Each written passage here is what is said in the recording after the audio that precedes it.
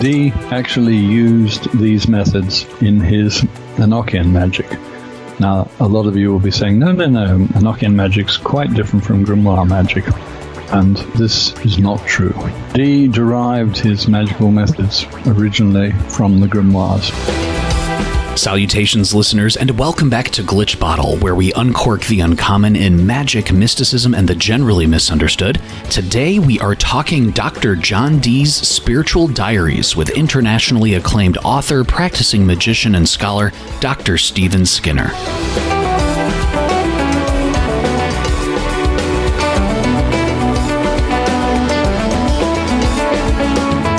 Listeners, I think you'll agree with me that it is always an honor and a privilege to chat with Dr. Stephen Skinner. I definitely encourage you as well to check out the previous appearances of Dr. Skinner on the Glitch Bottle podcast. So many great topics are being explored.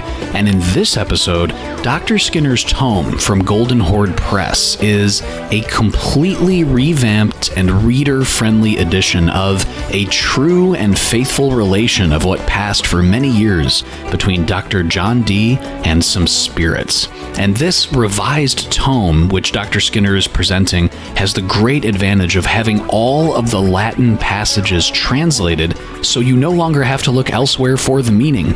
This book is a labor of love from Dr. Skinner, and it incorporates almost 5,000 corrections from the original notes of Merrick Casaubon, Elias Ashmole, and William Shippen. And so for those of you familiar with Enochian magic, or if you are just discovering Dr. Dee's system for the first time, Dr. Skinner shares about the key information about Dee and his system, the similarities to Solomonic magic. Dr. Skinner also answers your Glitch Bottle Patreon listener questions, discusses the broad strokes of spirit binding, shares multiple stories from his past experiments with spirits, and so much more. And now to help us uncork the uncommon, I give you Dr. Stephen Skinner.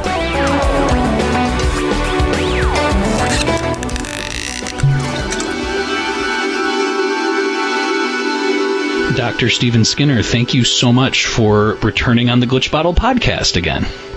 It's very good to be talking to you again. Certainly always a pleasure, and deeply, deeply appreciative, Dr. Skinner, of your time. And some listeners out there might have vaguely heard of, John Dee and Kelly and angels and Enochian magic. Can you just give us some of the broad strokes, some of the key information about what listeners should know from the outset about Dee and his system?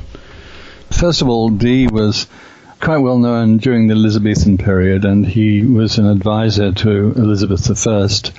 In fact, he figured out the best date for her coronation so as to make her reign famous and profitable, which he seemed to have succeeded in, because Elizabeth I is one of the most vibrant kings or queens of the UK. He was a master of very hard sciences, as well as being deeply interested in magic and its correlates.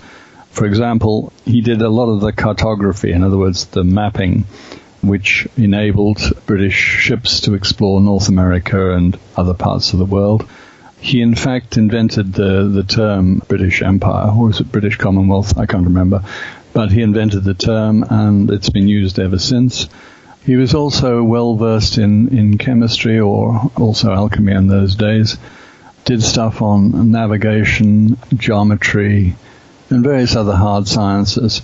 But at the peak of his career, or before his career peaked, he said, I think it was to Rudolph, who was the ruler of Bohemia, he said, I've just about read everything and talked to everybody who knows anything, and still many of my questions are unanswered, so what do I do? And he decided that what he should do then is ask some higher authority. Being Christian, be it Catholic or Protestant, he thought that asking the angels might give him some serious answers. So his reputation then was, although based on heavy sciences, then suffered a bit of a knock because his contemporaries were a bit dubious about his angelic conversations. So how did Dee talk to the angels? Well, he couldn't talk to the angels, so he employed a scryer, or a seer, if you like, who, after the appropriate procedures, could look into a crystal glass and communicate with the angels, so that there were conversations carried on between him and the angels via the scryer. Now, lots of people have said, oh, well, the scryer was obviously a fraud, but there's all sorts of internal evidence to suggest that they were getting stuff which wasn't just out of the scryer's head and had some kind of objective reality. Anyway, Dee was a good scientist, so he wrote stuff down, everything. What was the day like? What was the weather like? What time did they start? What time did they finish? So each scrying session was conducted like an experiment, and he was furiously writing away, transcribing the words that Kelly was his main scryer, was saying, and these he wrote into his diaries. Nowadays they might have been referred to as magical diaries, but Dee referred to them as his spiritual diaries. And that has a sort of, it's almost a joke title, not intentionally of course, because they were the diaries of his dealing with spirits and angels and maybe some demons. That was Dee. At the end of his life, he lived till 1608. He was born in 1527. So he lived a fairly long life. He had a number of wives, quite a few children. Very few of them actually survived. And he lived in London in Mortlake, down by the river. His old garden wall is still there, and the view on the Thames is still there. That's a quick rush through Dee, but there's an awful lot of other stuff that Dee did and was famous for. He spent quite a bit of time traveling around Europe because after having asked Elizabeth for financial support, she or her predecessor provided him with a couple of what they called in those days livings, which was the income from 2 parishes, but didn't really offer him very much more, so he went across to Europe looking for sponsorship, because that's the way you did it in those days. You needed to have a sponsor who would support you financially whilst you got on with your studies. In a way, that's been replaced by universities or university scholarships nowadays. To that point, Dr. Skinner, so many listeners out there are familiar with your works and the works of others talking about Solomonic magic and the importance of the phylactery and pre-consecrated materials and the day and the hour and all of these things, a register of spirits. And then sometimes when Enochian magic gets brought up, Dee's system, some people might say, well, that's not Solomonic magic, or that's not, that's a totally different system. Can you share with the listeners, Dr. Skinner, how is Solomonic magic related to Dee's Enochian system? Okay, well, surprisingly closely, actually. If we just step back a pace or two, magic, real magic, is involved with the deriving of information or the achievement of certain changes in the external world done by or through spiritual creatures. Now, spiritual creatures is a word that Dee used to describe angels, demons, spirits, etc., etc., because sometimes it's difficult to judge which one of these entities, but magic needs to work that way. You cannot just sit down and visualize something and so it'll happen. You cannot just fantasize about something and demand that it happens. You cannot just ask to talk to a spirit or an angel and it will happen. You have to do certain concrete procedures. I have spoken about them in the past as being Solomonic magic simply because many of the grimoires, the manuscripts of this method of magic, are reputed to be written by Solomon. Obviously, Solomon couldn't have got round to writing all this, and probably anything Solomon wrote on magic probably doesn't exist in original form anymore. But it's a convenient label. So Dee actually used these methods in his Enochian magic. Now, a lot of you will be saying, no, Enochian magic's quite different from grimoire magic. And this is not true. Dee derived his magical methods originally from the grimoires. I can very clearly show which bits came from which grimoire, which Dee used. So let me just give you one simple example. There's a manuscript, there's 2 copies of it actually, written by somebody called Berengarius Genellus. And his manuscript, it's never been translated because it's in very compressed Latin and it's quite large. I really wish somebody would do it one day. I was thinking of doing it, but it's just about more than I can take on at this point. So in it there are descriptions of methods. So one basic method requires a table of practice, or a holy table, which has a border of letters around the outside and various symbols inside, the names of God and the names of angels written in it. This is a basic piece of equipment for Solomonic magic.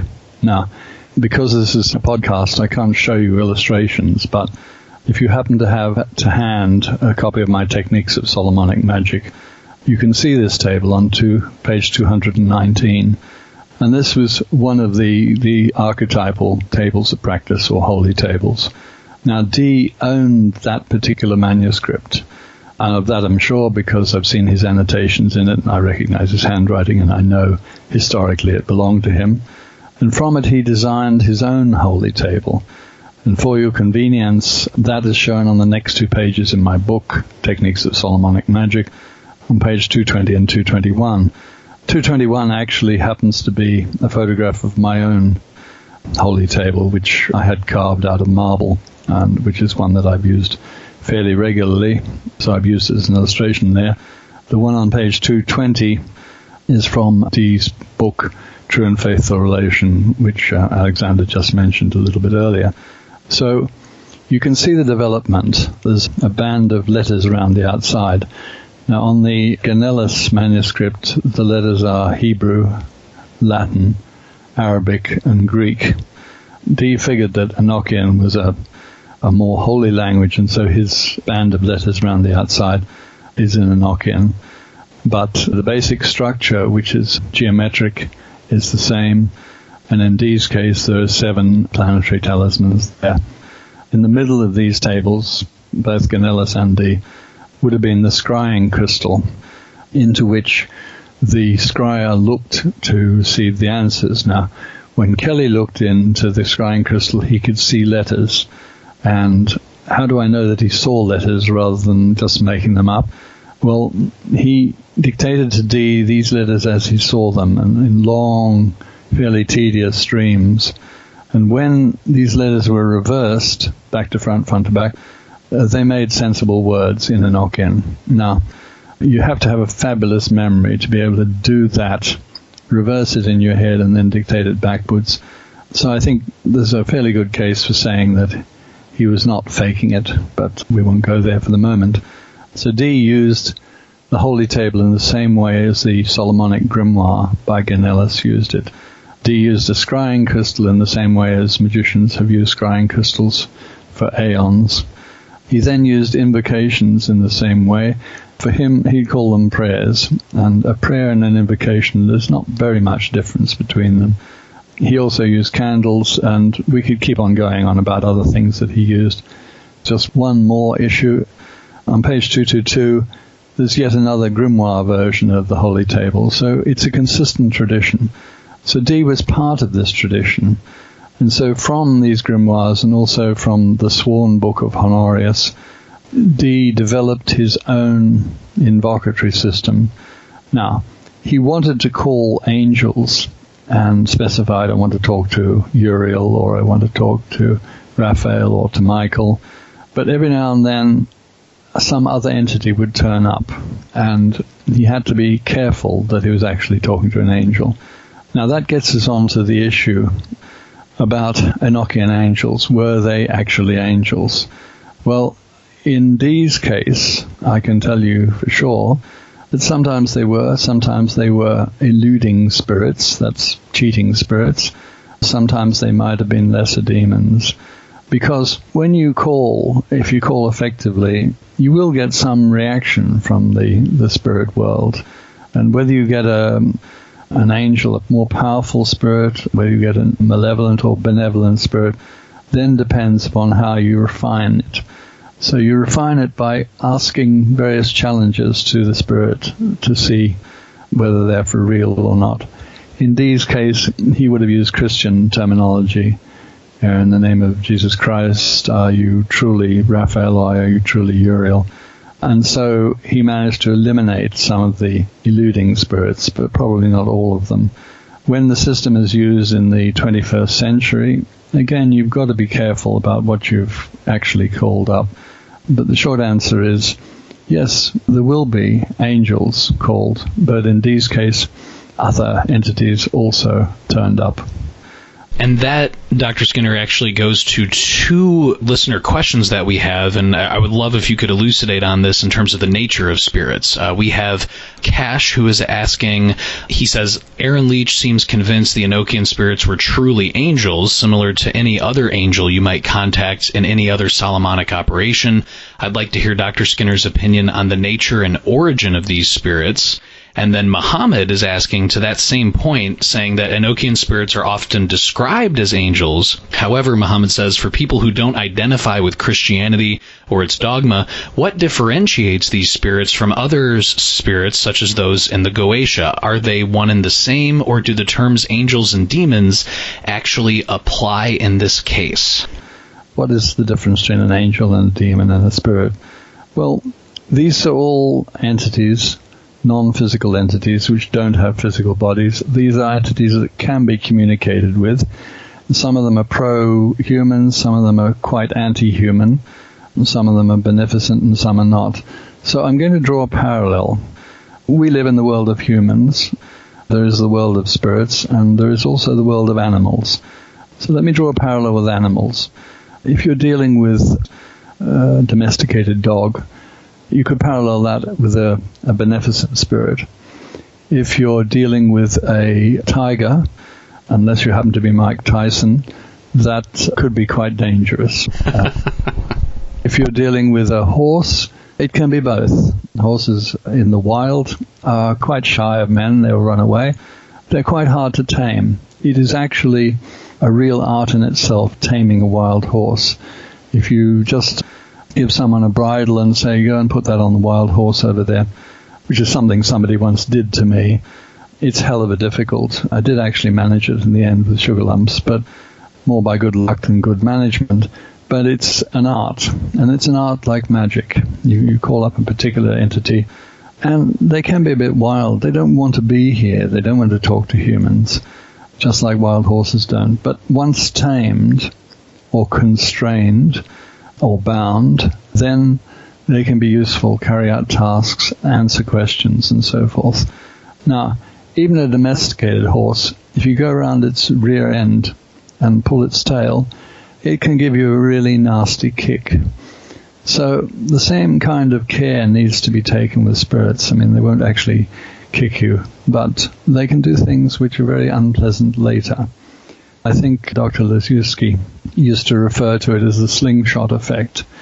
And that is where you have successfully called a spirit or an angel, but you've not successfully bound it, and so it will take its little revenge later. But magic is not a game to be just played with. Magic is serious. It has serious consequences, but it's also seriously useful. If you think of any science, like chemistry, you can do great things with chemistry. You can also blow yourself up, which is also something I did as a child, experimenting with various forms of gunpowder. But anyway, that's neither here nor there. When you ask, is Enochian magic dangerous or difficult to grasp or complex?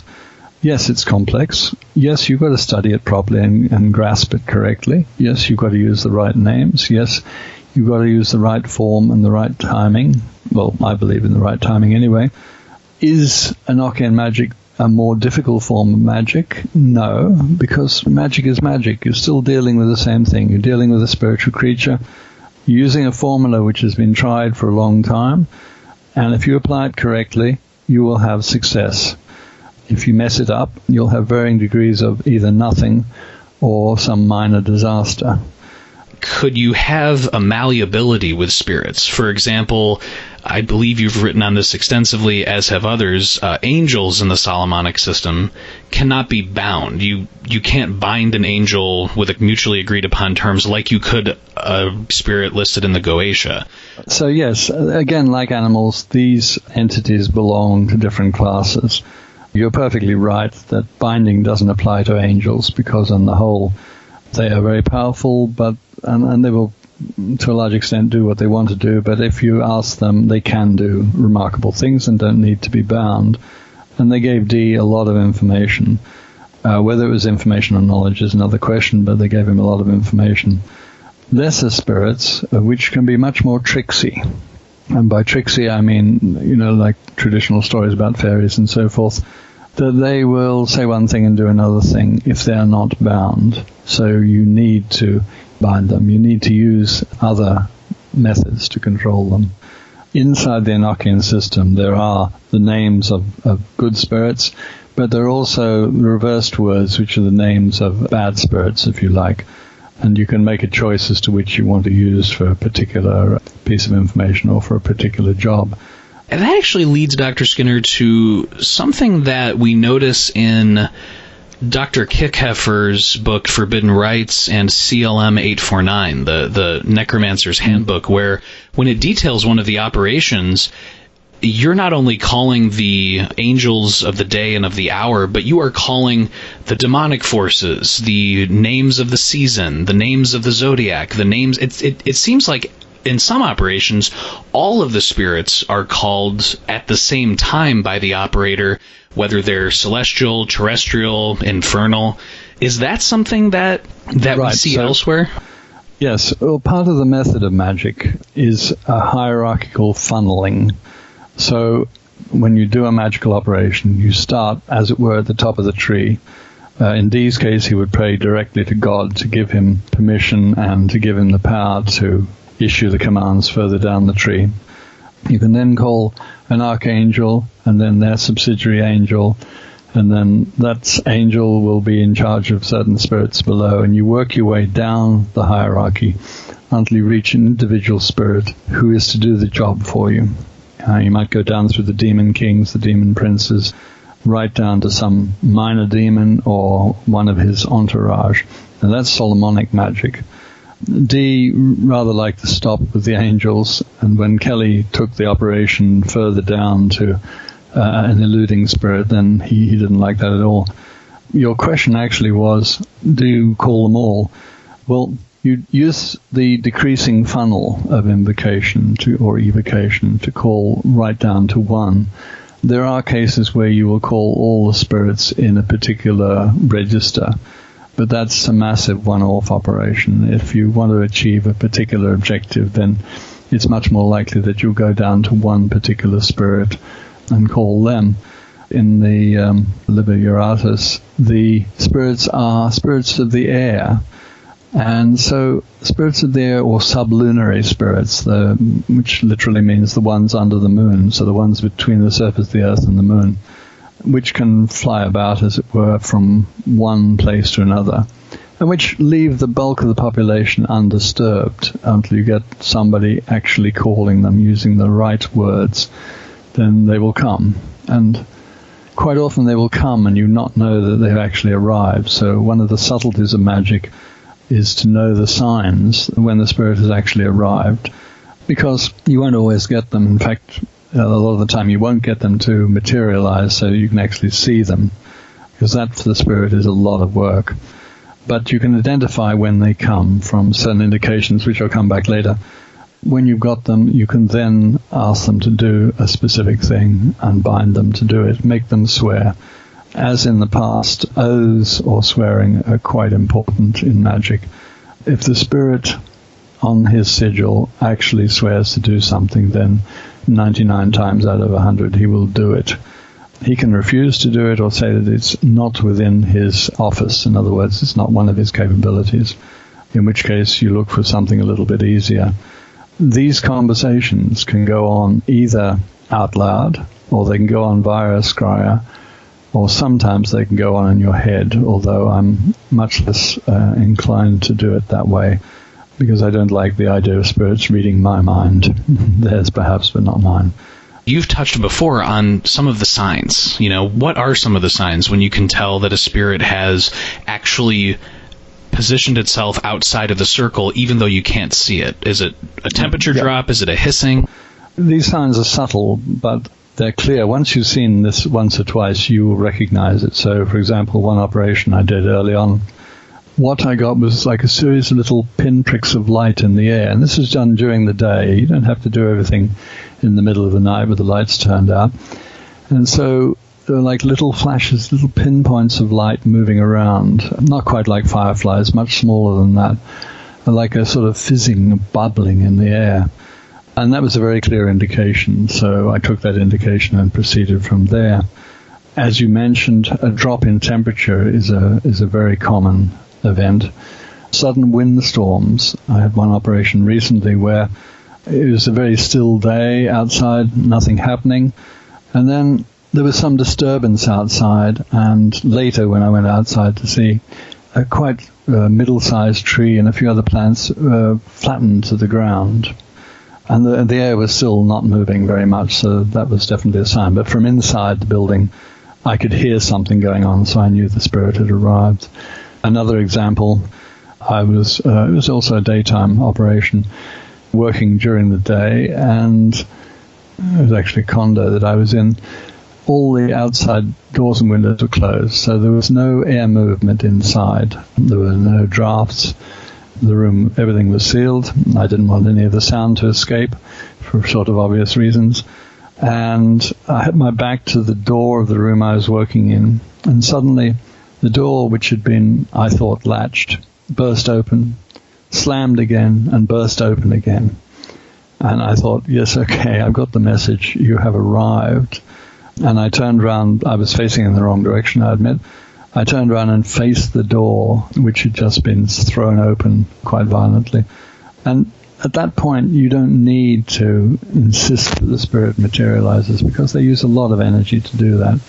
It's much better then to proceed with the conversation and proceed with the binding and proceed with the magic that you want to do. So yes, these signs can be from subtle, like little light bursts in the air, to more dramatic, or even a slight drop in temperature. Or another sign of a spirit manifesting is sometimes something like a very far distant bell ringing. And of course, with that, you can never be sure if neighbors are doing it or whether it's actually a spiritual response. But if you're doing the magic out in somewhere desolate or in an area where there's very little human habitation, then that's quite a useful sign. You've written that at this point, when it comes to executing the binding procedure, sometimes where people might get tripped up or might not be able to proceed forth is using a Liber Spirituum or using kind of even a written out agreement or contract. I mean, is that something in your experience that at this part of the procedure, it should be either placed outside the circle for the spirit to ideally leave some kind of mark, but if not, you kind of, write a sigil or something that you might see? Or how do you get a confirmation that the spirit has either seen the agreement or acknowledged the agreement? Binding is key, because until you've bound the spirit, you're never certain that he'll do what he's been asked or told to do. Once the binding is achieved, you know that the magical effect will happen with great certainty.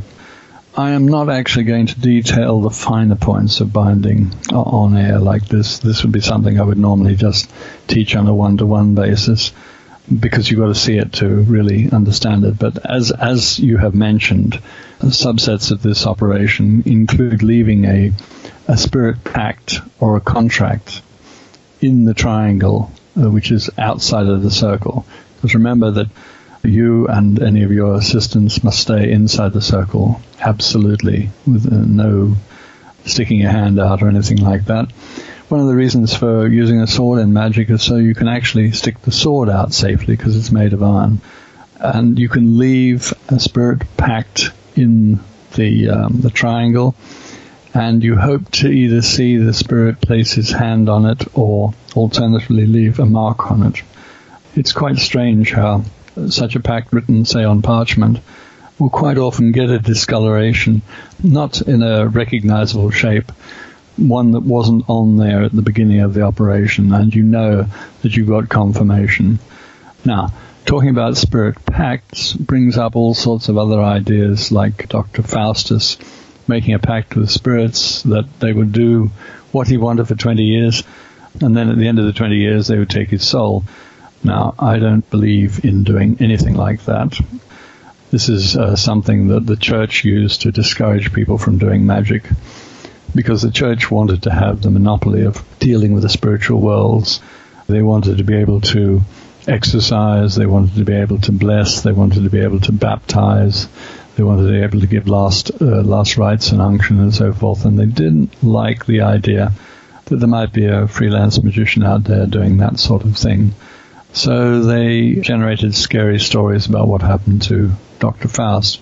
At the end of his 20 years, one of the stories suggested he was torn into many little pieces, which is a pretty ghastly thing to happen, and that his soul was then taken to hell.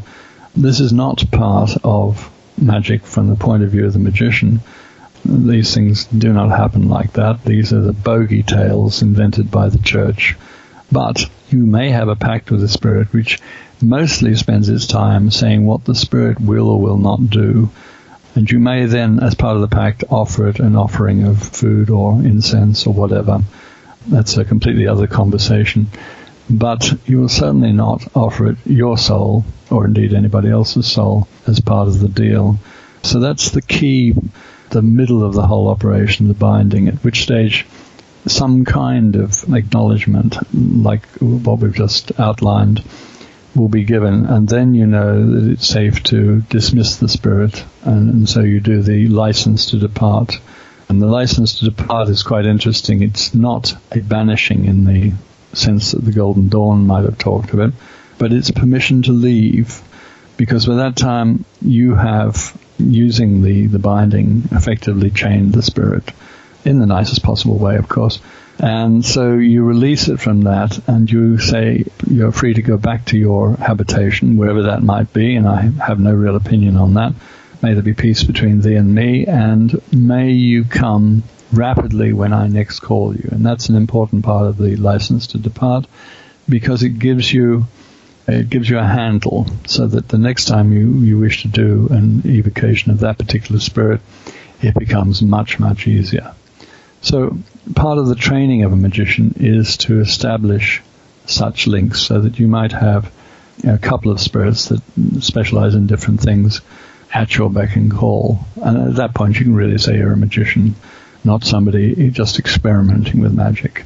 In the Mysteries of Magic, it mentions that when it comes to orations for each day of the week and invocations, that the magician or the operator shouldn't just save these for a specific ritual, but that they should say these every day at the appropriate day and hour in order to familiarize themselves or to deepen quote-unquote relationships with the spirits. Do you find in your experience that that is something that can be efficacious in terms of daily engagement, or perhaps the day and hour lighting the appropriate incense and making an invocation, or is that too informal, or is there anything you can share on that? Well, repetition is good in any practice or science. The more times you do something. I believe that to do magic really effectively, you need to memorize the main invocations. You may not have to memorize the ones that you will seldom use, but the main couple of invocations, it's good. One of my listeners asked me, how do I do this? Because if I say it out in full, I get poltergeist phenomena. Well, he didn't say poltergeist, but that's what he's obviously getting. So I said, well, you repeat them, but you leave the key names, like the name of the spirit, out until you get very comfortable with it.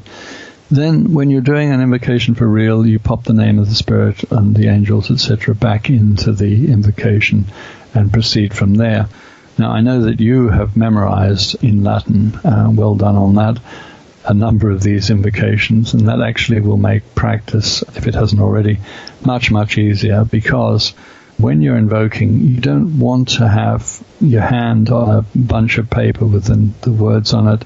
If you're doing it at night and there's only candlelight, squinting at the paper, what you should be doing is you should be aware of your surroundings, looking around the circle, so that you get the first signs of the arrival of the spirit. Some people put some colleagues in the circle, and the colleague's job is to look for it, or the scryer's job is to look for the spirit, so the main invoker can just invoke. Obviously, if the main invoker can invoke from memory, it's just that much better. I don't say that the spirits are critical, but I'm sure that when they see hesitant reading of a bunch of paper in your left hand, they know that you're not really good at what you do. But if you're confidently invoking from memory, you'll get more respect. life will become a lot easier. Your magic will become more effective.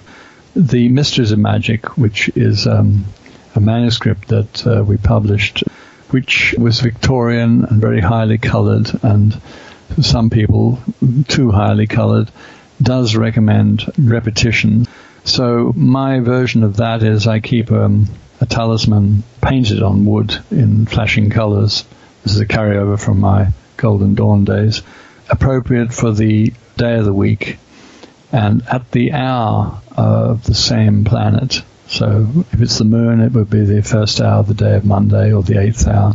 I lay it out, light some incense, and then run through a quick, not an evocation. You're not asking something to actually appear, but more like a commemoration.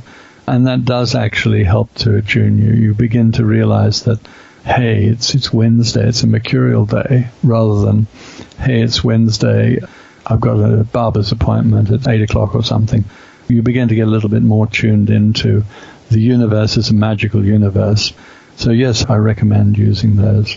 Talking about the Sibley Mysteries of Magic, there are a number of copies of this floating around, but we reproduced the largest one, the one with the most number of books, and perhaps the most beautiful one. We probably made a mistake, or Golden Horde made a mistake by deciding to print it on really good quality calendared paper so that the photographs would show up very effectively. This made the book enormously heavy, made it very tough on the binding. And so I had complaints, look, this book is too heavy, or the binding has failed because of the weight of the book, etc., etc. So when I did the book that we're talking about, which is the second edition of John Dee's Spiritual Diaries, I went the opposite way, and I secured a very light paper, so the book is now much easier to post, much easier to hold in the hand, etc., etc. But you can't please everybody. So although I got legitimate complaints about the weight of the Mysteries of Magic, people are now saying, oh, it doesn't feel substantial, it's not heavy enough. Oh, the paper must be cheap recycled paper. I can tell you the paper was not cheap recycled. It was very expensive paper, which Golden Horde imported from Japan. Only the Japanese make paper that's very light and also very tough. And other complaints were that the margins have all shrunk. Well, yeah, sure. They shrunk the margins because we wanted to get as much of the text as possible. As it is, the book is 844 pages long, and it's fairly massive. The other third complaint was with the first edition, it was a folio, and so it never fitted on the shelves. So when bookshops stocked it, they didn't put it on the shelves, so nobody knew it was there. So this time, Golden Horde tried to address all three problems: reduce the weight of the paper, increase the quality of the paper, shrink the margins, and put it into a book which will fit on a shelf. And so they did. That's where we are. But like I said, you can't please all of the people all of the time. About specifically Dr. John Dee's Spiritual Diaries and this kind of updated second edition, can you share with listeners, you went through to provide almost 5,000 corrections from the original notes of Casaubon, of Elias Ashmole and William Shippen, checked against the original manuscripts written by Dee, and not instead against the blurry microfilms with missing marginal gaps. Can you just share with the listeners about this massive process, this massive undertaking? Yes, this indeed was a massive amount of work. I must be feeling some kind of responsibility for Dee, because back in the early 1970s, I think it was 1974, I did the first facsimile edition of Casaubon's book. Now, Casaubon was, well, I wouldn't call him a lazy editor. He was a non-editor. He assembled the manuscript, these manuscripts, and passed them to a printer and said, there, print that. Now, because this was Spiritual Diaries, a little bit of magic, he had trouble with the British Commonwealth, and it was Oliver Cromwell. And so when it became politically difficult, he would tell the printer, stop printing. And then later, when he'd got the relevant permissions, he said, okay, start again. And on two occasions, he actually had to change his printer because the printer got pissed off. And so it was a bit messed up. And then Casaubon, when the proofs came out for correcting, Casaubon went on an extended European, probably not a holiday, but a working holiday, and didn't make most of the corrections. When the book was finally printed, there are so many errors. So Casaubon actually got a copy of the printed book and made a lot of manual corrections. This is what I should have done if I'd been here, was his attitude. So I thought, well, I'll carry those through. And so I took this volume, which is still in the British Library, and corrected it against the printed version, and made the corrections and reset the printed version so that in 2011, I think, I produced a version which was readable because it didn't have the old-fashioned typesetting, which was laid out properly, and which had about 5,000 corrections. Now, several other people have done corrections. A guy called William Shippen went through and corrected, single letter errors and things. So I sat in the British Library, or the British Museum originally, for many days, painstakingly copying his corrections into my laptop digital version. And then I checked Ashmole's corrections. That was a different set of corrections. And then I went back and took all of these corrections and checked them against Dee's pretty horrendous handwriting. In the edition that we're talking about, the one that's just come out, I actually photographed a couple of Dee's handwritten pages so you can all see what a hell of a job that was.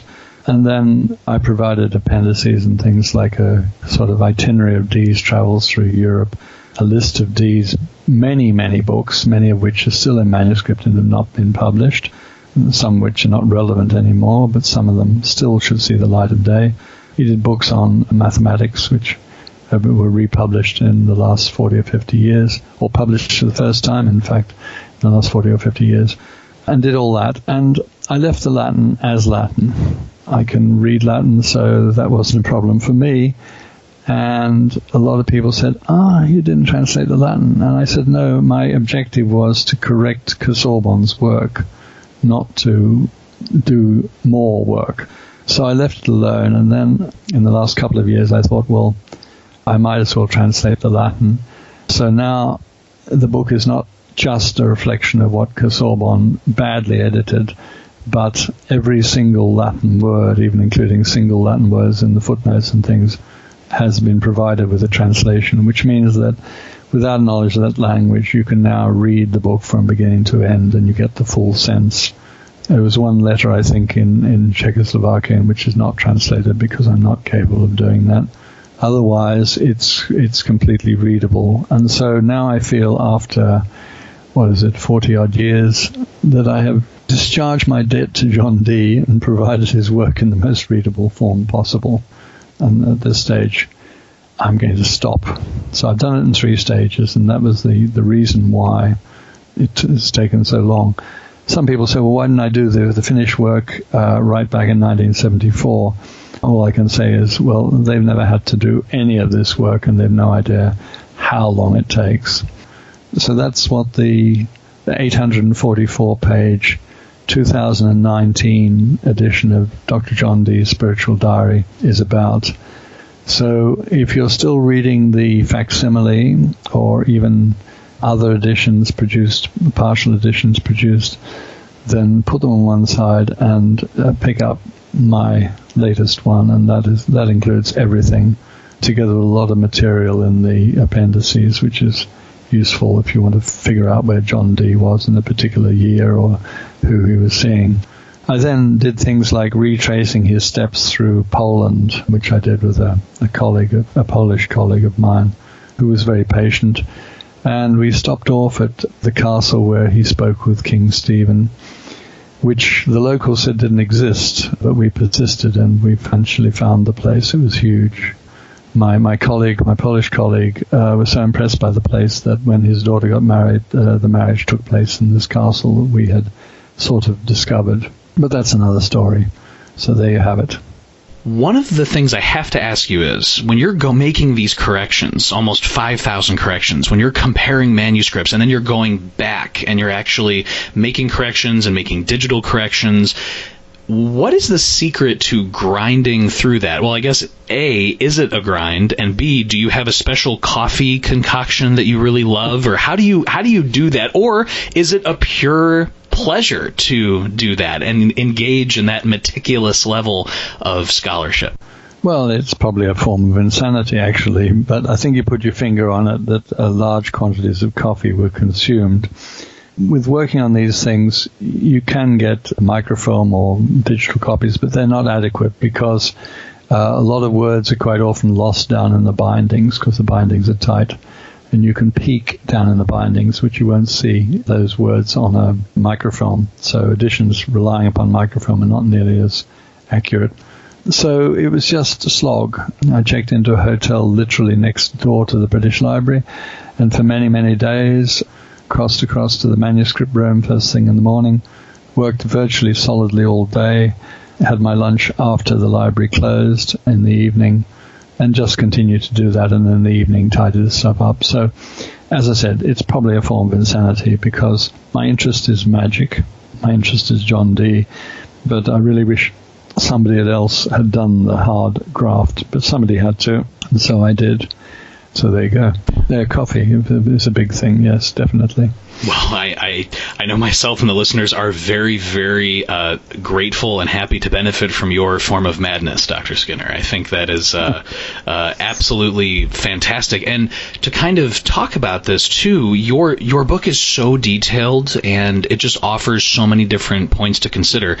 And a lot of them have to do with scrying as well. And we have a few listener questions about scrying and how it relates to your book, Dr. Skinner. And one of them comes from Jenny Tyson. And Jenny Tyson is asking, could Dr. Skinner share his thoughts on Edward Kelly's scrying skill? Okay, well, Dee used a number of scryers. I might just mention them. He used somebody called Barnabas Saul, which he began scrying for him around about October 1581. But after a while, Dee realized that Barnabas was making the stuff up, because Dee was paying him on a daily basis. And, of course, probably we'd all be slightly tempted to make the stuff up because scrying is an art, and sometimes it just doesn't come. I mean, Kelly would stare at the crystal for a half hour, three-quarters of an hour, and he'd say there's still a curtain. And by a curtain he meant in the crystal the vision of a curtain, which would then be pulled aside, but at a time he couldn't be sure. So he didn't just sit down like we might sit down to a laptop and start working. He would sit down, Dee would be earnestly praying or invoking, depending on which way you went, and then suddenly there'd be an appearance, and then they would have to test whether that was truly an angel or an eluder.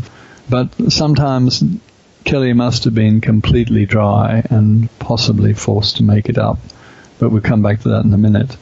Dee discovered that Saul had been making it up, and so with the exception of the session from the 22nd of December 1581, Dee burned all of the other records.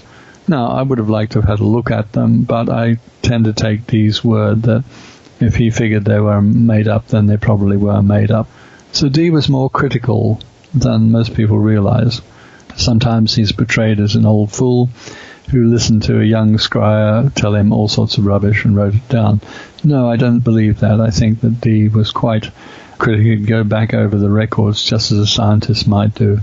And something the angel said a year and a half ago doesn't exactly gel with something that they said last night, and why is that? And so this sort of investigation would go on.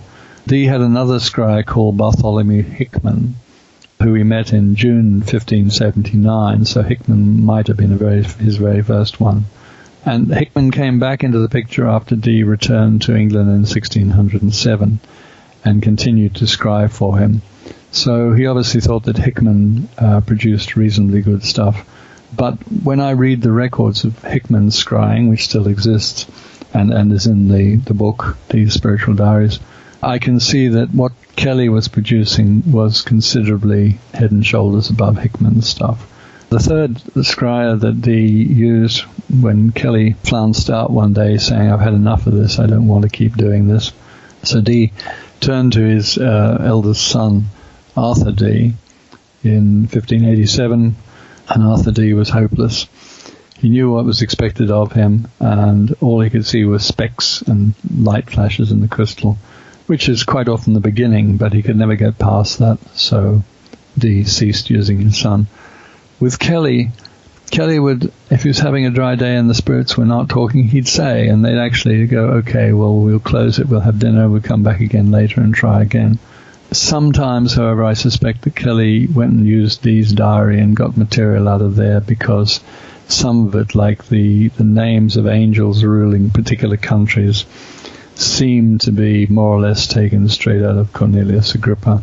I haven't gone through it in detail like that, but I think there are some sections you could say, okay, this is Kelly having time off.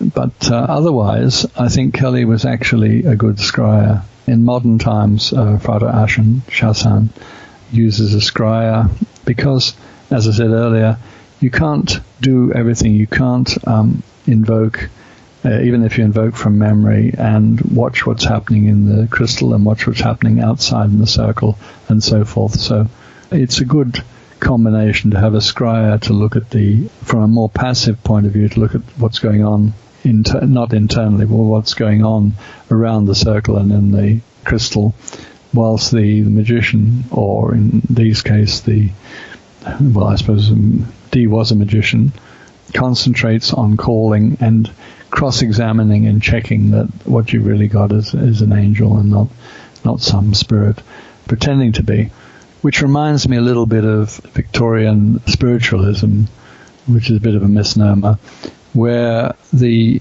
medium would say, yes, Uncle Sid has arrived and he's telling me the following, etc., etc., where there's a mixture of fakery and possibly of real intention, because somebody who's recently died can still communicate for a certain number of days, particularly if there's one of his close relatives earnestly imploring him to come. So you can see the phenomena of mixed skill and fraudulence in spiritualism. So the same thing happens here. But this is more technical. Magic is much more structured than just having the scryer sitting there and listening for anything that likes to enter their head.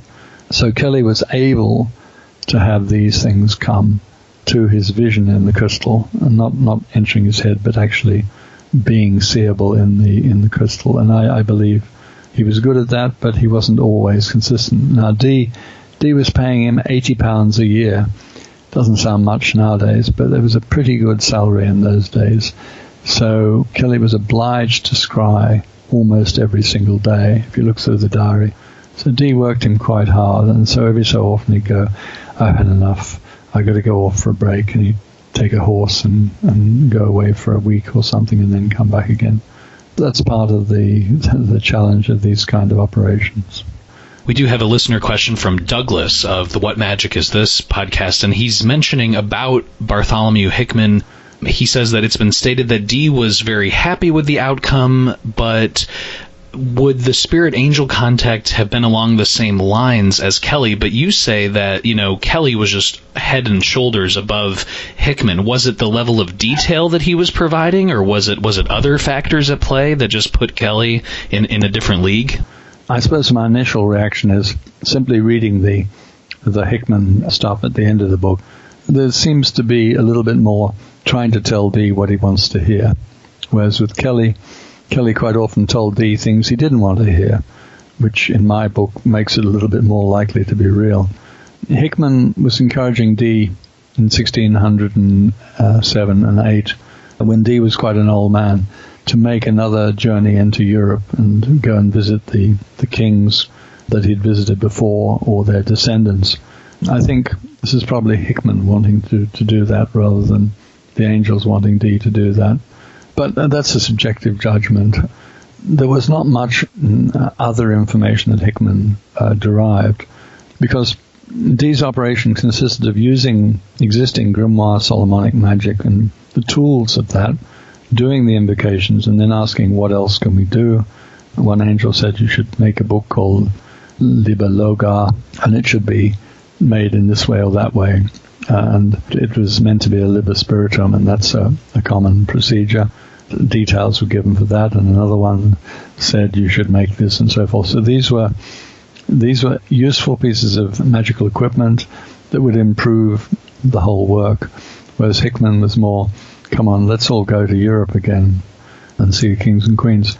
Talking about kings and queens, if Dee had just been a crazy man promising communication with angels, he would not have got audience with King Stephen of Poland, who took him fairly seriously, and Emperor Rudolf, who was the Holy Roman Emperor, who ruled over large swathes of Germany and Czechoslovakia, etc., and had his main seat in Prague.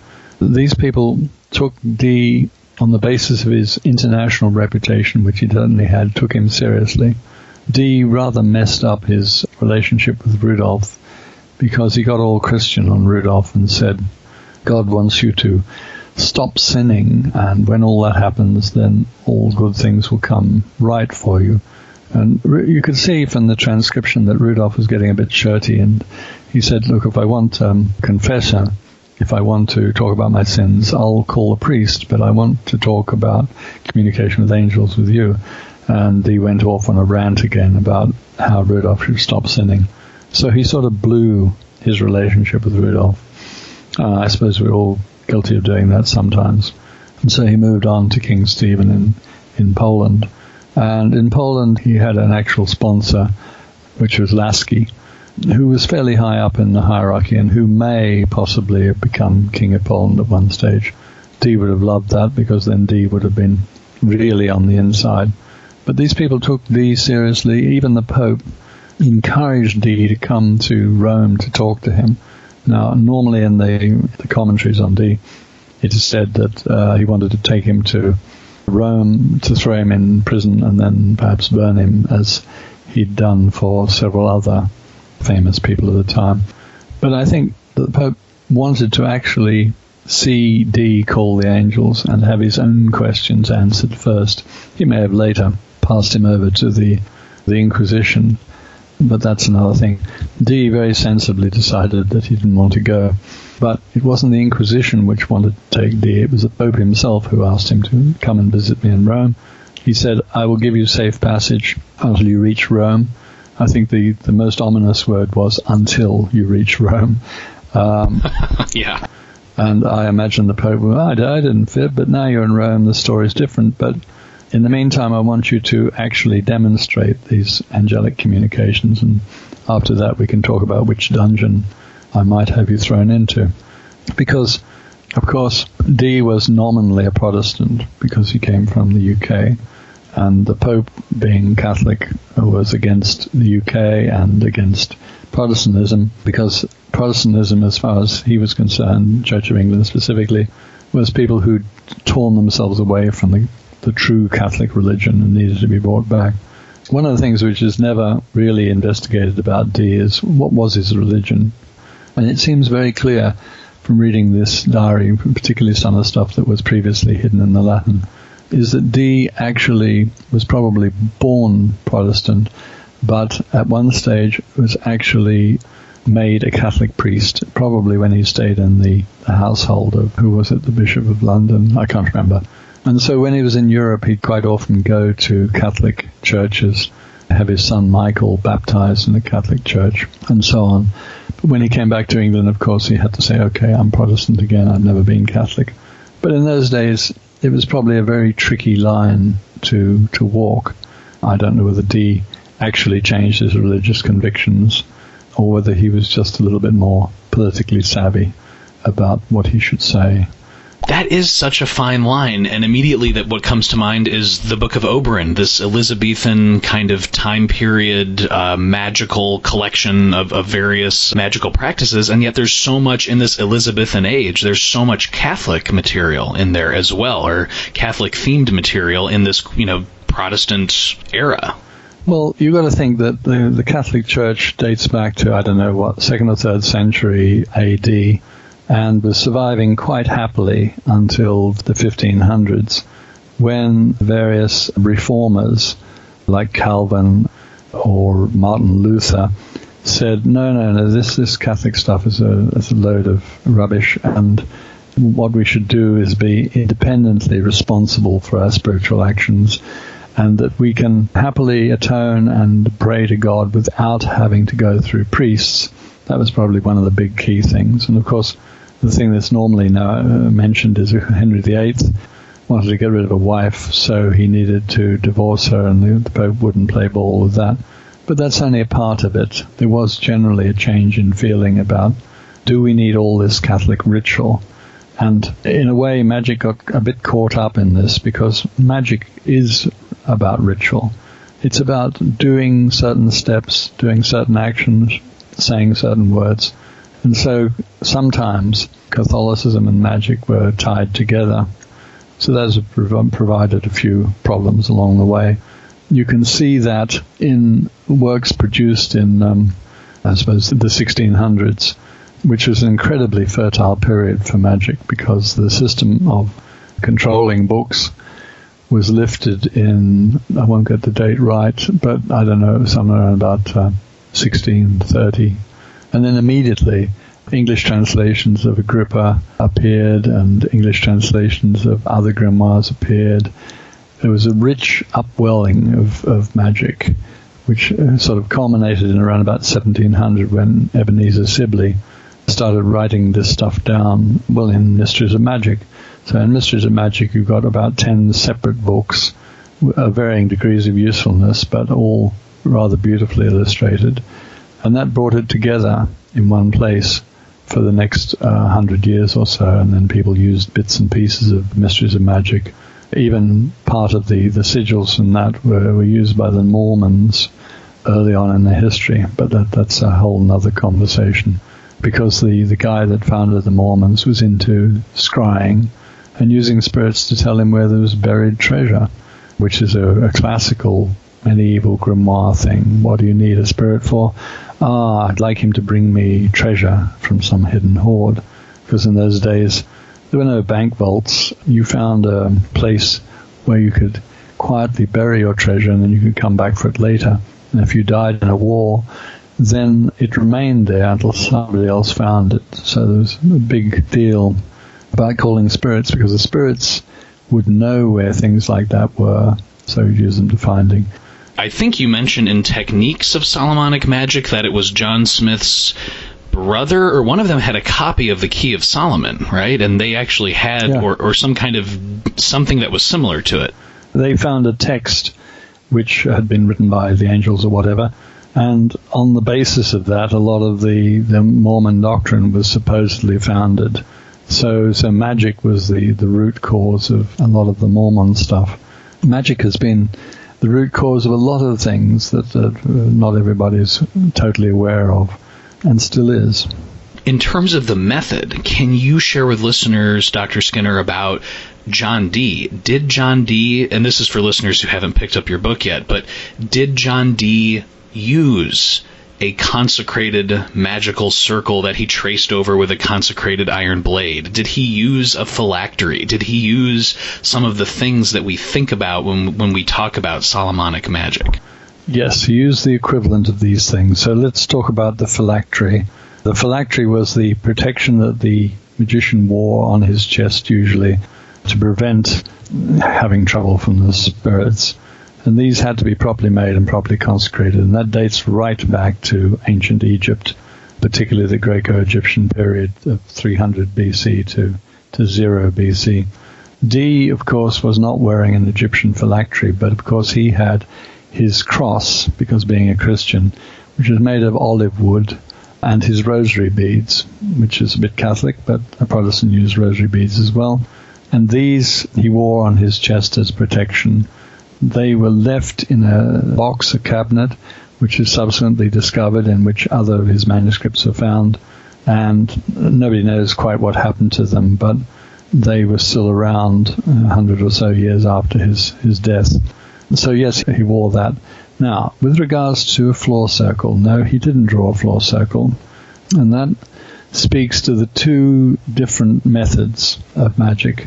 One is full room magic, where you draw a circle, as you rightly said, and trace it out with a sharp iron instrument, be it a dagger or a sword. Sword is easier because you don't have to bend down. And this is a boundary beyond which the spirits cannot pass. And that's essential for the protection of the magician and his assistants. The other one is more inward-looking, and that requires a holy table, which is exactly the same as a consecrated circle, on which is the scrying crystal, in which an image of the spirit will appear, or the spirit's words or whatever, which the scryer has to see. Now, sometimes both of these things are used at the same time, and I've done that on a number of occasions, but Dee just used the holy table to protect and enclose his working area, and then outside of that he prayed. In short, he wasn't using exactly all the equipment, but he was using the basic concept. After Dee, of course, there were people using grimoires who would have used the full floor circle and stood inside it, protected with a full phylactery on their front, and worked like that. Are there really big conceptions or misconceptions about John Dee that you find you're constantly having to maybe point out to people or gently correct them and say, hey, that has nothing to do with John Dee, or hey, yeah, John Dee was involved in this? Is there anything that comes up again and again? Yeah, there are quite a few things like that. And one of the more basic ones is people who've come across John Dee and Enochian magic in a Golden Dawn environment will ask, where is the multicolored tables and things like that. And you have to say that the Golden Dawn took Dee's system uncorrected. They didn't have a copy of my book with the corrections, so they were working purely from what they read in the first edition of Casaubon, and then added a lot of stuff to it. Now, I'm very fond of the Golden Dawn. I did go through it many decades ago. Its leading light, McGregor Mathers, attempted to fit everything into the same framework, which for him was the Kabbalistic tree of life, into which he fitted the rituals of the Golden Dawn. The Enochian material was to an extent forced into that, and so on. Now, the idea of pushing magic back together into one unitary form is a great idea, but in some cases he's just sort of forced stuff together, and it's much better to go back to, say, the original grimoire material. Mathers in his private life used the grimoires for evocation, but in the Golden Dawn he was teaching other things because he was taking in lots of people with very little experience in these things. He used a Masonic format to move them around the temple in the right way and so forth, but he didn't actually do evocation inside the Golden Dawn temples. That is a misconception that some people are going to have to get over, that on one side you've got the grimoire techniques, and then on the other side you've got the straitjacket of the Masonic format that Mathers used to put lots of different things in which didn't entirely all fit together. Another misconception is that Dee was just a bit of a deluded, crazy person, and I have, by indicating some of the serious things he did, like he helped with the translation of Euclid. Euclid is the geometer who lived a couple of thousand years ago, who formalized virtually all of Euclidean geometry, and which today is exactly what is taught in school as geometry. Geometry, incidentally, is the only scientific subject which has virtually not changed. Chemistry that Dee would have been familiar with has now changed. The physics that even Newton was familiar with has now changed. But one scientific method, which is geometry, has not changed at all. Geometry is something I really loved at school. I enjoyed it, and I can see why, because there were the rules, and if you stick to the rules, you get the right answers. So he helped with the first translation into English. And the interesting thing is that he discovered that words like rhombus or parallelogram, there were no words for these in English. So he imported the Greek words, which are parallelogram and rhombus, and used them. Triangle was something already known, but so he had to establish an entire vocabulary in English for arcs and all the things that happen in geometry. Now, this parallels exactly the problem with magic. When people translate the Greco-Egyptian magical texts, they take as many as 60 different Greek words and translate it as spell, which I find appalling, because those 60 words indicate 60 different methods. And to just translate it as spell is pointless. It would be like a cookery book where you translated every ingredient as food. The recipe would be you take 3 ounces of food and you add it to a quarter of a pound of food and you boil it in a pint of food and it's unusable. And so the translations of a lot of the Greco-Egyptian magic is unusable because the technical Greek words don't exist in the English language. So when I did my book on Greco-Egyptian magic, I was careful to preserve the Greek words to use rather than just turning everything into one lousy word spell. So Dee did it for geometry, I did it for Greco-Egyptian magic, but the bottom line is that English is not well equipped with terms for these two subjects. English is a fabulous language, and I thank God that I was born with it and didn't have to learn it because it's not an easy language.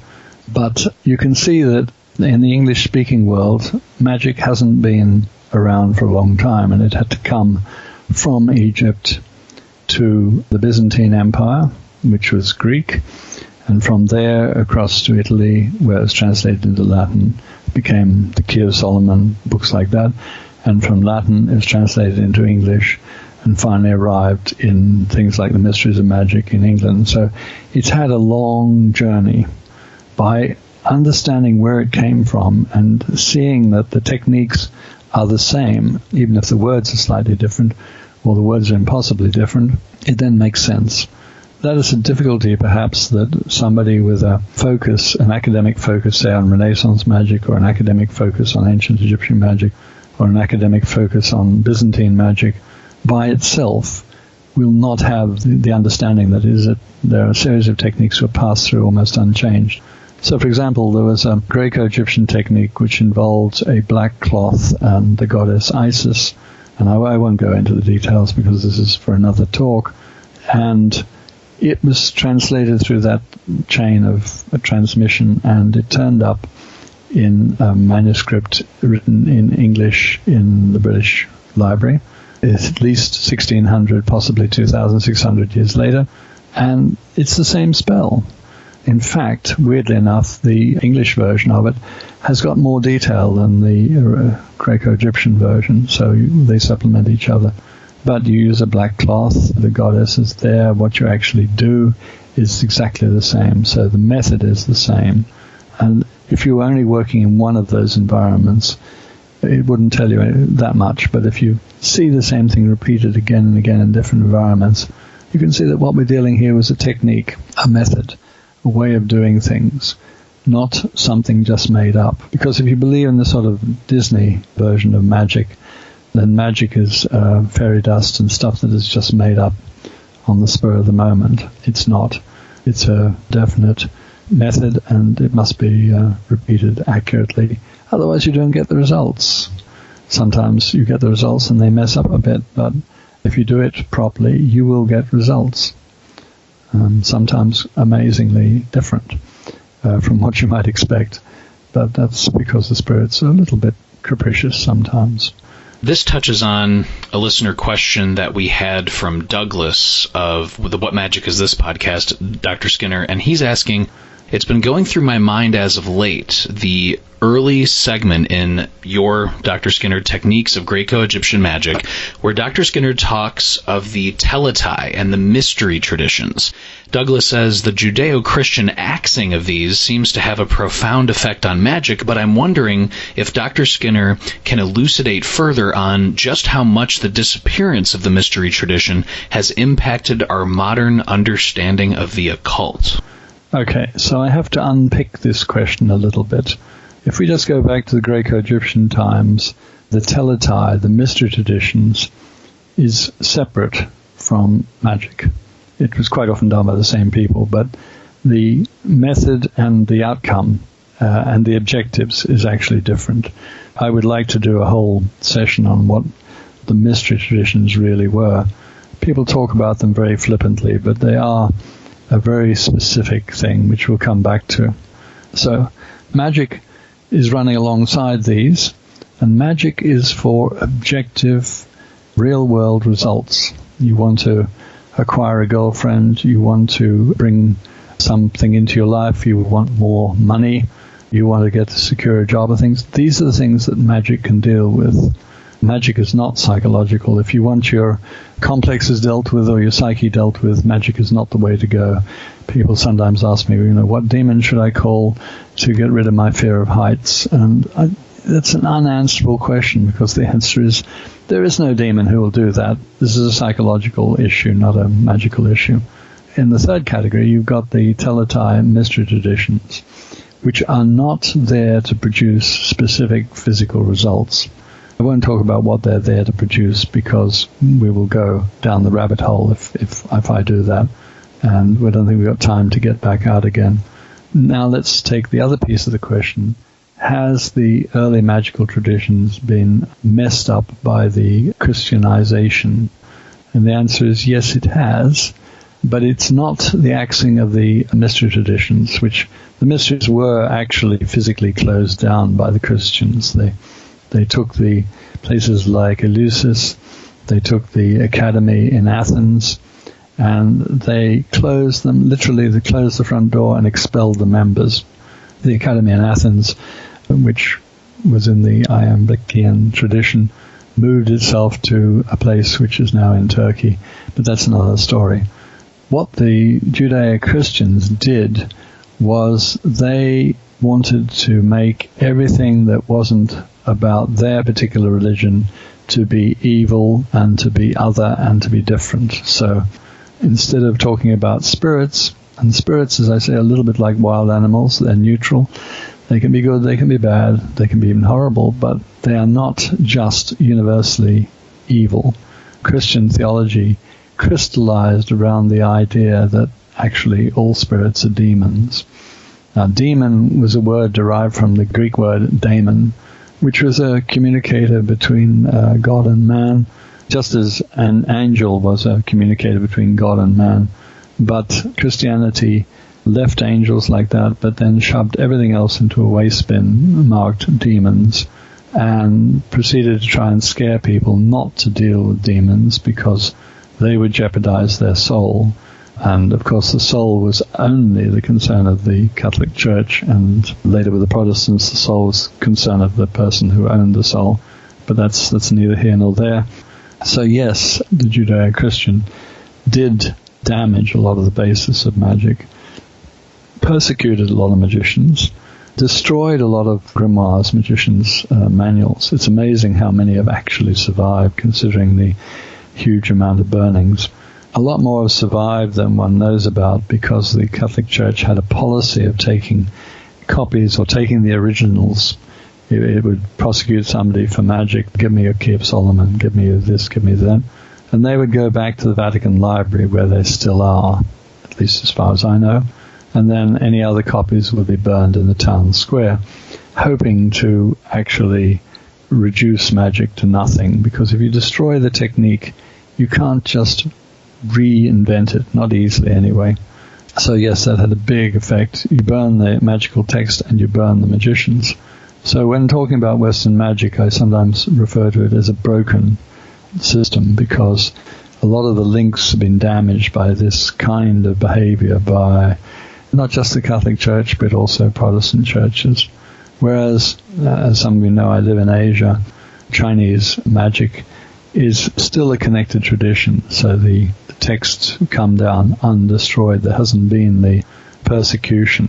And so there are some pieces that have been lost from Western magic which are still visible in Chinese magic, and so I've actually utilized these in my researches. But that is definitely another talk.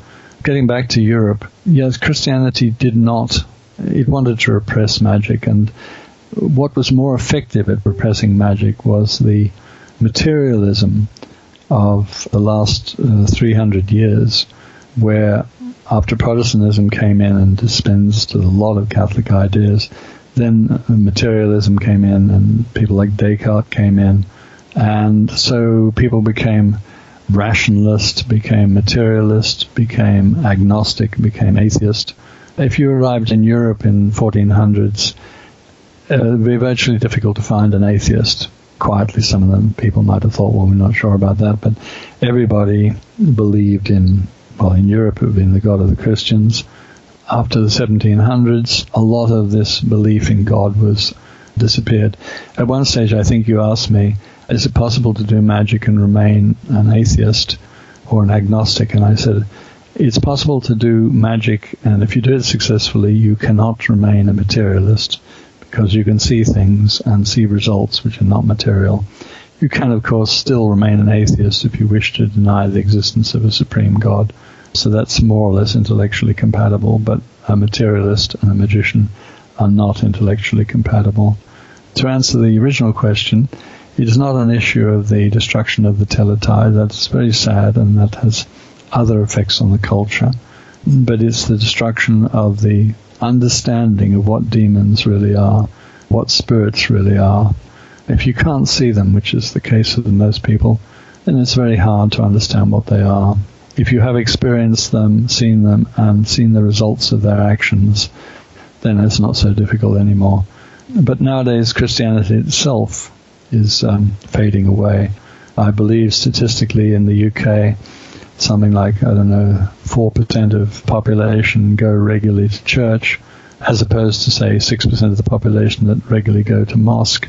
But that's still a very small percentage, which says that in practice, the rest of the population are at least agnostic and possibly atheist. And so, strangely enough, the damage to magic shouldn't have continued, but it has continued under the highly rational materialist view. A slightly off-color remark by me is that academics are obliged almost to preserve their jobs, to remain materialist, because that is the prevailing thought form at the moment, materialism. Obviously, if you're an engineer or a rocket scientist or something, it's perfectly okay to be materialist because you're only dealing with materials. But academics dealing with magic tend to think they have to stay materialist, which makes it very difficult for them to understand magic, because if they can't use it or handle it or look at it, like any other scientist, if you're a biologist, you can dissect a frog. If you're a chemist, you can handle a test tube.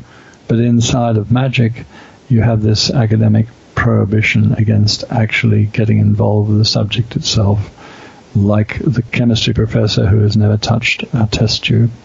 Anyway, enough said. Can you share with listeners, though, to that exact point, what was it like for you when you had your first successful magical operation in terms of actually dealing with a spirit? Did you initially have some kind of, way back then, some kind of materialistic, kind of concretized consciousness that had to be broken through? Were you always malleable, and then this confirmed what you've already had a hunch on? Can you share about that? Yeah, I would say from as long as I can remember, I haven't been a materialist, because I've seen some things which are definitely not material. And so when I came to magic at a very early age, it just seemed natural that these things should happen, and all I wanted to do was to do it. And when you're a school child, which I was, precocious school child, I left school at 16 and entered university at the same age. Prior to that, actually doing magic of a Western Solomonic form is quite difficult to organize, because you don't say to your parents, can I please use the back room, and would you please stay out of it and leave me alone? But I was very lucky, because I had a school pal whose parents were obviously quite rich, and apart from having a huge house and huge grounds, they had a gardener's cottage which was unused right at the back of the grounds. So I said to him, David, let's use the cottage. Let's do an experiment. So he agreed, and we said, we're going to play down the back, because play was how the parents would have expected it. We didn't just go and sit there and chant and so forth. We actually did a lot of preparation over a period of weeks. I found something to use as a brazier, and I lined it with plaster of Paris to make it semi-fireproof, and we needed willow trees, so we had to find a stream where there were willows, pick up dead willow wood and cut it to the size that fit in the brazier. We needed incenses, and in those days finding an incense, this is Sydney, Australia, was very difficult. I eventually found that suppliers of embalming ingredients and things would also stock some of these, plus one of the local herbalists or a hakim. So I got to know him, and he said, okay, well, I will get you some of this. And I went to a church supplier and got frankincense from them. They were happy to sell that. That's no problem. And we organized robes, and we organized, because there was a cottage, we organized to shower completely beforehand. So we did it by the book as much as anybody under those limited circumstances could, which is why it surprised me when later I get fully grown adults with their own house who say, oh, we can't do all this because it's too much work. So we did it, and then we performed an invocation in the late afternoon, having told his parents, do not disturb us, which they didn't. And then I got my first visual experience there. We saw what was effectively the legs of this spirit, only partially materialized, but they were there. And we were not kidding each other, because we later went out and we compared notes. We wrote down first, we didn't talk, we wrote down notes and we compared, and yes, we'd seen the same thing. So that was an amazing confirmation. And then I found a more permanent site, which again belonged to somebody else, but in this second case I could tell I didn't tell them what I was doing. I just said, can I use your workspace overnight? And they said yes. And so I was very lucky, and then I got a much more startling result. And, from there on in, there's no doubt about the effectiveness of magic. It was only a question then of doing it in ways that were better and safer and whatever else. And you said you were 16 at the time, or around there? No, I was younger than 16, because by the time I'd reached 16, I'd left for university, and this was done at school. As I said, I was pretty precocious. I persuaded my school friend, look, you just fix this so we can use this, and I will show you what we need, and we'll put it together. And so he was quite amazed. And then once I got to university, so much extra freedom. Not just girls and so forth and parties, but the freedom to do things and not get home on time and so forth meant that I could then do a lot more experimentation. I think listeners will really appreciate that, because that is just such a very rejuvenating memory and story. So thank you very much, Dr. Skinner. And I just have two more questions for you, Dr. Skinner. One is about your upcoming projects and anything else you want listeners to know. And then the next question, I was wondering if you might possibly spare 5 minutes just to talk about this Summa Sacrae Magicae and just the importance of the manuscript as you see it. I'm not going to go into detail about what's the next on my list, and as I think I mentioned to you in the past, I have a long list of projects that I need to do. I'm sure that Joseph Peterson has a similar list. This list never seems to shrink, always seems to grow. But the one project there that would be most valuable to the world of people who are interested in these things would be the Summa. But I'm just a bit daunted, and I'm sort of hoping that Joseph Peterson will do it, and then I won't have to. But that's just me being a bit naughty. And it's important because it contains sections of many of the grimoires. I mean, the most important thing would be to reconstruct Trithemius's bookshelf, the one that he wrote about in 1508, where he listed all of the grimoires that were extant at the time. And because he was an abbot, he had to protect himself, so he would go. And of course, there's a very execrable and dangerous and horrible grimoire called the Clavicula Salomonis, and you shouldn't read it because blah, blah, blah. So for every single book that he mentioned, he said bad things about it. Where he said the most bad things, you knew the most information existed. And so his list of, I think, 77 books. It's a pity that we can't reconstruct all of those. I have a fantasy which, if you could time travel back to the time and grab copies of them from off his bookshelf, that would be great. But this is only a fantasy, and I tend not to deal with fantasy. But the next stop along the way was the Summa, where the guy who wrote it, Berengarius Ganellus, took sections from each of these grimoires and transcribed them in detail. So, for example, the Sworn Book appears in several places inside the Summa, and then from the Summa version, corrections have been made. because the Summa goes back a lot earlier than some of the other manuscripts.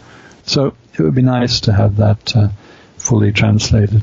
It's also very beautiful to look at. It's very precisely written Latin with many, many contractions, so it's hard work.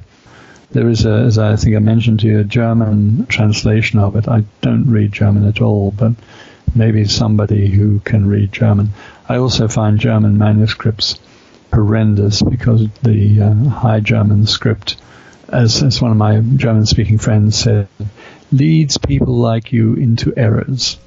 Because I once transcribed a German section of a German manuscript which was present in London while he was in Germany, and sent it to him, and he took one look at it and said, no, I'm not going to ask you to do that again because you're working in the dark, because the German letter forms are quite confusing. So there is a German copy of the Summa, and maybe somebody could translate that and publish that. One academic has worked on the Latin version and transcribed it, which of course is a huge effort forward. And I've asked her several times, when are you going to publish it? Because a transcription then at least gives you a head start. You don't have to read the manuscript form, and you don't have to expand the contractions. Nothing is forthcoming, and I suspect that's because publishers don't want to deal with large volumes because they're expensive to produce.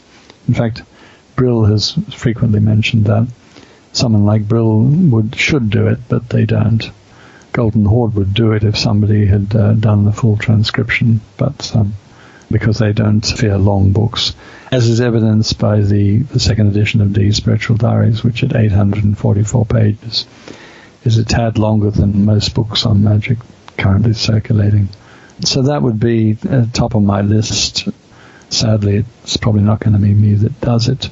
Someone, Dr. Skinner, Adley Nichols, who is working with Joseph Peterson and Andy Foster and a few others on the Elucidarium group, had this question for you, and he just sent it in, so it directly relates to the Summa, and it relates to passages that are being roughly translated that directly relate to the Elucidarium. And here is Adley Nichols' question, Dr. Skinner. He's saying that it's fair to say that the four kings under Satan, which would be the ones we're very familiar with, Oriens, Paimon, Amaimon, and Aegon, have sort of a monopoly on grimoires that are known today, and exploring the hierarchical structure of the infernal world seems to lack the familiar and strict hierarchical structure that are known elsewhere, for instance with celestial hierarchies.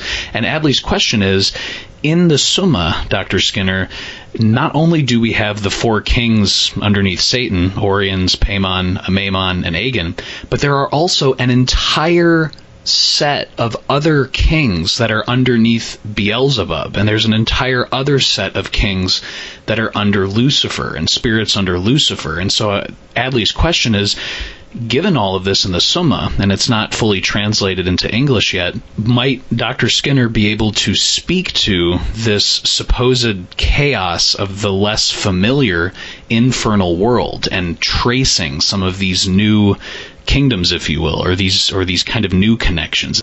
Yes, the top of the hierarchy is Satan, Lucifer, and Beelzebub, and that's very clear. In some grimoires, that's in a different order, and they simply say LBS, sometimes with the triangle of dots between them. So when David Rankin and I were transcribing, I think it was the Janua Resurrata, we came across the initials LBS, and we thought, what the hell is that? Oh, it must be an order or something, because it had the triangle of dots.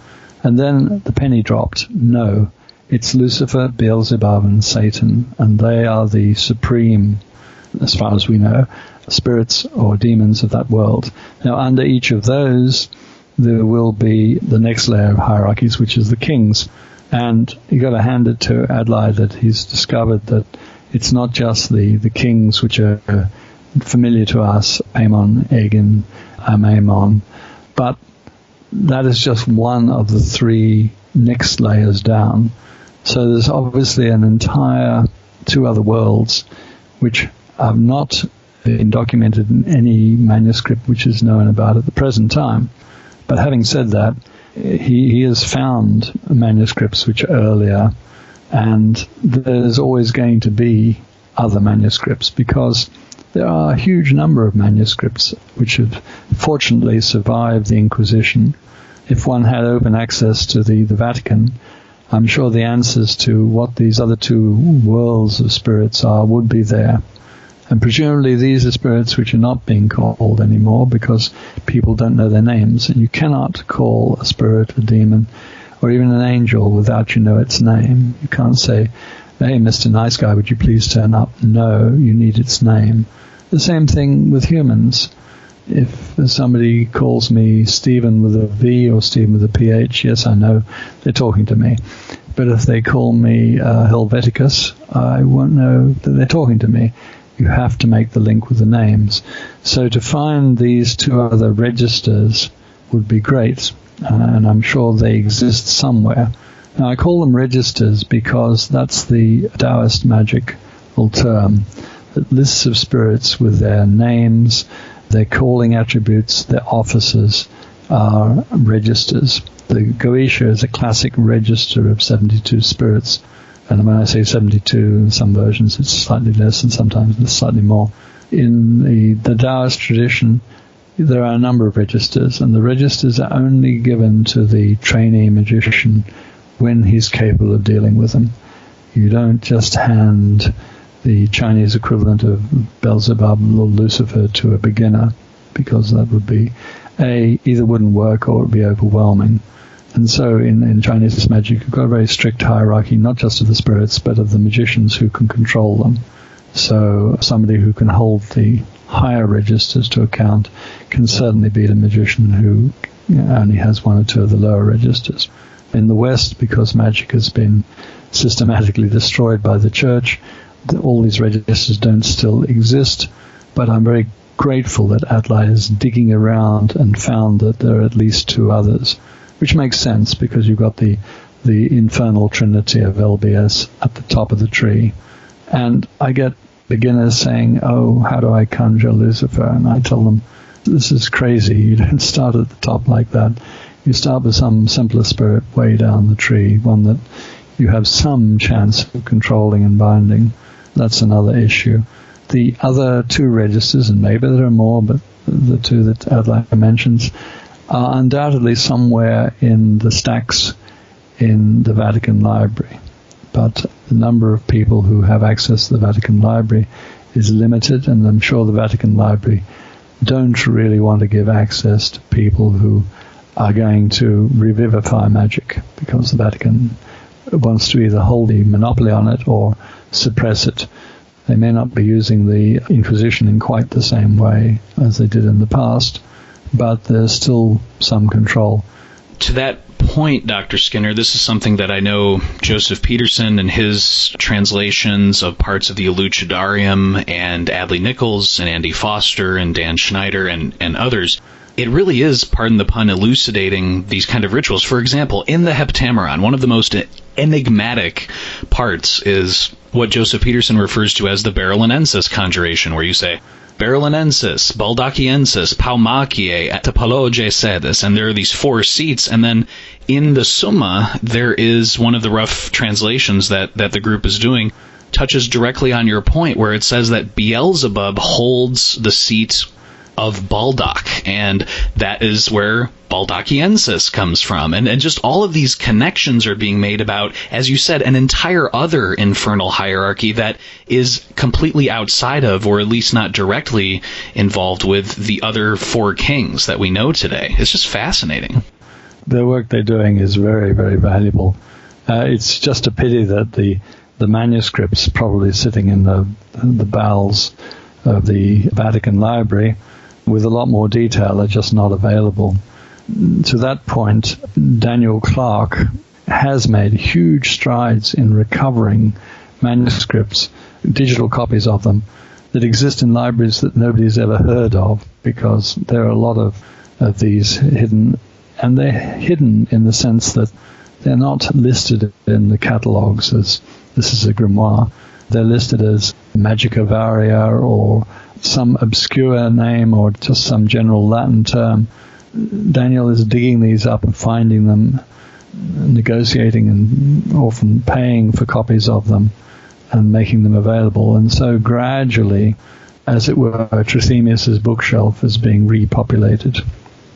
And then the words which are like Veronensis and Baldasciensis will take on meaning again, and you still say them in the invocation and they still work, which is an indication of the objective reality of them. And then little mysteries like Apologia Sedes. Sedes is Latin for seat. What seats are they talking about? And yes, what they're talking about is the thrones of these various infernal personages. Just as on the other side of the coin, God and the angels, archangels, have got thrones. And so to know which thrones you're calling on is useful. And also these as yet unrevealed registers of spirits will have spirits which do things that the present registers cannot do, because there is a limit to what spirits can do. They are not all like Walt Disney, where you can get spirits to wash the floor or carry the buckets of water out or whatever. We still have a very limited horizon of the offices of spirits. In fact, there are a couple of manuscripts called the Offices of Spirits, which list some of these things. So I'm very eager to see what gets dug up.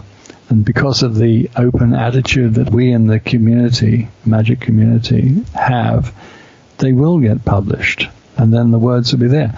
But unfortunately, a lot of beginners who think they can shortcut it will just take a piece of an invocation and do it, and then wonder why nothing happened. You have to go through the whole Solomonic, or the whole ritual magic procedure to get the results. There's no shortcutting. As I said, when I was a schoolboy, I didn't shortcut. I did the longest cut I could possibly do, and was delighted to see that it actually worked. So it's great that they're keeping it up, and I see people like, well, Andy Foster is also working on restoring the talismans, which have been corrupted in many ways, and coming up with modern ways of engraving them, because I don't know about you, but using a burin to cut a beautiful talisman is very hard work. So he's come up with a few brilliant shortcuts for producing talismans on metal. And metal is effectively probably the most effective thing to have a talisman on, followed by organic material like parchment. I tend to use parchment because I'm more familiar with it. But doing stuff on modern paper with a biro, it just really doesn't cut it. In some way, the organic nature of the base of the talisman, be it metal or parchment, is important. And so there's lessons to be learned there, which are just very slowly coming to light. So, magic research, great fun. Dr. Skinner, as always, it is a true pleasure to chat with you. Thank you so much for taking the time and stopping on the Glitch Bottle podcast today. I always enjoy talking to you. Listeners, Dr. Skinner's wisdom and reminders to all of us are so, well, frankly, just rejuvenating and vital. And at the time of this recording, uncertainty and anxiety is gripping the planet with concerns of the novel coronavirus COVID-19. However, as Dr. Skinner reminds us, now is the time to delve deep into esoteric pursuits. Now is the time to plunge the spade deep into the esoteric earth, as the spirits can be engaged with if we take those steps for engagement. Also, on a practical level, I definitely want to share a wonderful reminder from Glitch Bottle patron Frater VVS, and it's a message of encouragement that all practitioners make sure to keep a fire extinguisher in their temple or workspace. And even if, like myself or like Frater, you have not had an incident with an uncontrolled fire, it never hurts, and it is an absolute help to always stay safe as well when it comes to those kinetics of ritual engagement. And speaking of patrons and their awesome support and advice, if you are so inspired, you can always check out Glitch Bottle on patreon.com/glitchbottle, and you can subscribe to Glitch Bottle on YouTube, iTunes, Spotify, Spreaker.com, and Stitcher Radio. Oh, and if you leave a good review or a stars or a thumbs up, or I don't even know what they actually use, that is always most welcome on Apple Podcasts and Spotify. And as always, this is Alexander F. reminding you to invoke often, embrace the present moment, uncork the uncommon, and keep the light.